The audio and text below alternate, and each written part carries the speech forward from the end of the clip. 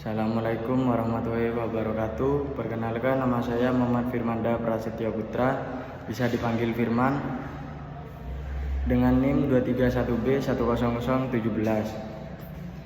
dari kelas AA4. Di sini saya akan menjelaskan tentang konseling krisis. Mungkin dari teman-teman ada yang kurang paham dengan konseling krisis. Di sini saya bantu untuk menjelaskan. Konseling krisis adalah suatu bentuk intervensi psikologis yang dilakukan secara cepat dan intensif untuk membantu individu yang sedang mengalami krisis emosional atau simulasi darurat psikologis. Tujuannya adalah untuk mengembalikan fungsi psikologis individu ke tingkat yang stabil dan membantu mereka mengatasi situasi yang mencekam yang mengancam kesejahteraan mental dan emosionalnya. Adapun ciri-ciri konseling krisis, yang pertama dilakukan segera setelah kejadian krisis, misalnya kehilangan orang terdekat, kecelakaan, bencana alam, kekerasan, dan percobaan bunuh diri. Yang kedua, fokus jangka pendek. Ini biasanya hanya beberapa sesi aja. Dan yang ketiga, pendekatan yang aktif dan langsung. Konselor lebih banyak membimbing dibandingkan hanya mendengarkan. Yang keempat, bertujuan mengatasi disorganisasi psikologis dan mencegah gangguan mental lebih lanjut. Yang kelima, bisa menjadi jembatan menuju terapi jangka panjang, tapi jika diperlukan. Tujuan utama konseling krisis, yang pertama, memberikan dukungan emosional segera. Yang kedua, membantu klien memahami dan menormalkan reaksi emosionalnya. Meningkatkan kemampuan coping, dalam kurung strategi mengatasi stres. Yang keempat, mencegah kerusakan psikologis yang lebih serius. Yang kelima, mendengarkan pada sumber daya dan bantuan tambahan jika dibutuhkan. Dan jika kalian butuh penjelasan lebih dalam seperti tahapan atau teknik dalam konseling krisis, aku bisa bantu juga. Yang pertama, tentang tahapan konseling krisis. Nah, tahapan konseling krisis ini biasanya dibagi menjadi 6 tahap. Meskipun bisa bervariasi tergantung model atau pendekatan yang digunakan. Contoh, yang pertama, assessment atau penilaian awal. Tujuannya menilai tingkat krisis dan kebutuhan klien secara cepat. Yang kedua, teknik. Itu ada 3 teknik.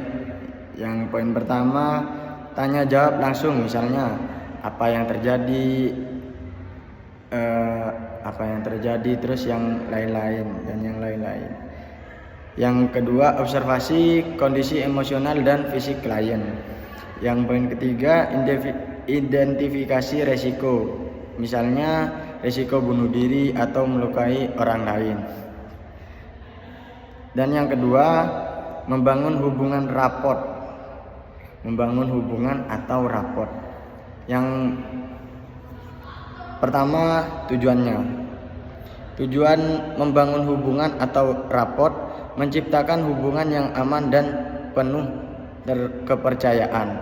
Adapun teknik dari membangun hubungan raport, yang pertama, empati aktif. Kedua, bahasa tubuh yang terbuka. Ketiga, tidak menghakimi. Keempat, mendengarkan secara aktif. Yang ketiga, ini identifikasi masalah.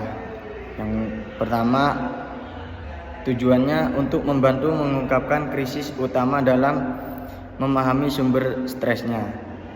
Adapun teknik dari identifikasi masalah, yang pertama, refleksi, klarifikasi, menyusun masalah secara konkret. Yang keempat, mengeksplorasi emosi dan perasaan. Tujuannya mengeluarkan emosi yang terpendam dan membantu klien menyalurkan dengan sehat. Tekniknya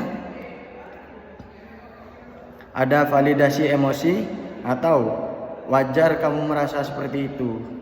Itu contohnya. Ada teknik katarsis. yaitu mengizinkan klien menangis, marah, dan lain-lain. Dan yang ketiga, penguatan positif. Yang kelima, mencari alternatif dan solusi. Tujuannya menyusun rencana jangka pendek untuk pemulihan. Adapun tekniknya juga, yang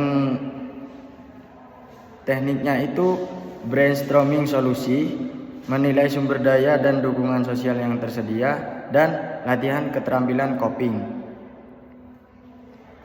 Yang keenam, pembuatan rencana tindak lanjut. Tujuannya mencegah krisis berulang dan mempersiapkan rencana jangka panjang.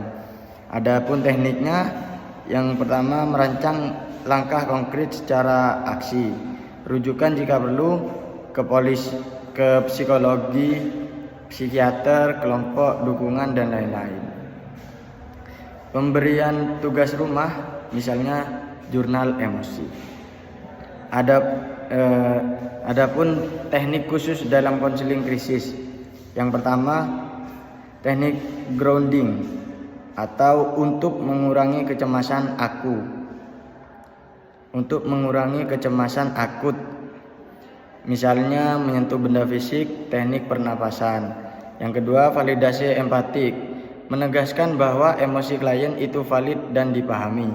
3. Teknik ABC atau affect behavior cognitive, mengevaluasi dan mengintervensi aspek emosional, perilaku, dan kognitif klien.